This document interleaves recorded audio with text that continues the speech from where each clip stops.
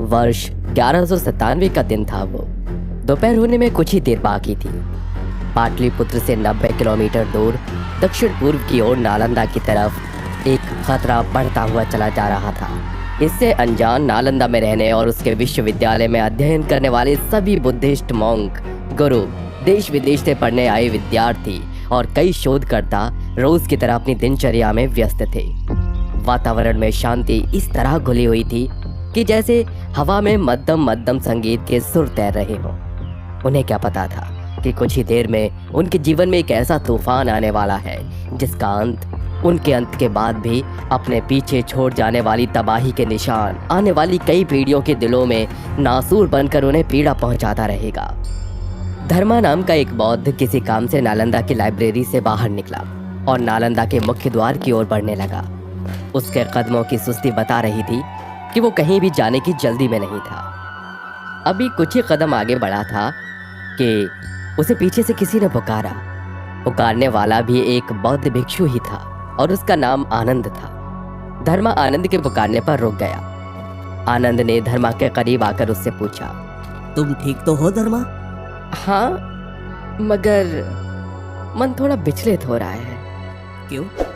रात को ठीक से सोया नहीं क्या? नहीं, ऐसी कोई बात नहीं, बस आज कुछ आभास सा हो रहा है। वातावरण में अजीब सा सन्नाटा है आज। आसमान में कोई पक्षी भी नजर नहीं आ रहा। कहीं ये किसी अनहोनी के संकेत तो नहीं? तुम बेवजह चिंता कर रहे हो। ऐसा कुछ नहीं होने वाला। किसी कार्य के लिए बाहर जा रहे हो? इससे पहले धर्मा कुछ कहता उन दोनों की नजर अस्त्र शस्त्र से सुसज्जित घुड़सवारों के एक दल पर पड़ी जो उनकी ओर ही बढ़ा चला आ रहा था। धूप की किरणों से उनकी तलवारें चमचमा रही थी और चेहरों के भाव बता रहे थे कि वो शुभ चिंतक नहीं, कोई आतंकी है। अपने कपड़ों से भी वो उन्हें विदेशी ही लगे। उनके पास आते ही धूल की धुंध का एक पर्दा आनंद और धर्मा की आंखों पर पड़ गया। धर्मा का डर सच हो गया था। आक्रमणकारियों को देखते ही वो दोनों सभी को सचेत करने के लिए विद्यालय के अंदर की ओर भागे। नालंदा पर हमला करने वाली ये घुड़सवार कोई और नहीं, बख्तियार खलजी के नेतृत्व में उसके अपने ही आदमी थे। अंदर घुसते ही उसने मार काट मचानी शुरू कर दी। जो भी बुद्धिस्ट या ब्राह्मणों ने दिखता वो उसका सिर काट देते या फिर उन्हें बेरहमी से जिंदा जला देते। चारों तरफ हाहाकार मच गया था। कुछ देर पहले की शांति एक भयानक मंजर में बदल गई थी।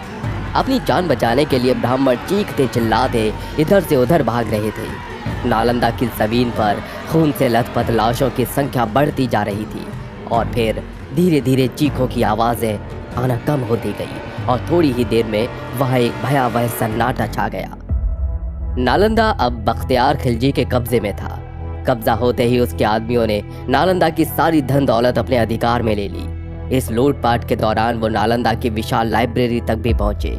वहां लाखों की संख्या में रखी किताबें देखकर उनकी आंखें फटी की फटी रह गईं। उन किताबों के विषय में जानने के लिए बख्तियार ने कुछ हिंदुओं को बुलाया।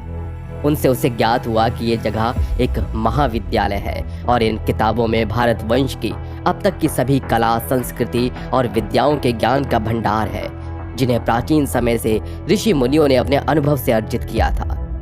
बख्तियार को उन किताबों में कोई रुचि नहीं थी। उसने अपने आदमियों से कहा, काफिरों की किसी भी चीज से हमें कोई लेना देना नहीं। धन दौलत तो फिर भी कमाई जा सकती है, लेकिन अगर हमें इनके ज्ञान की दौलत जला देंगे तो उनकी भरपाई इनके आने वाली कई पुश्तें भी नहीं कर पाएंगे। वो फिर कभी हमसे अधिक समृद्ध और श्रेष्ठ नहीं हो पाएंगे।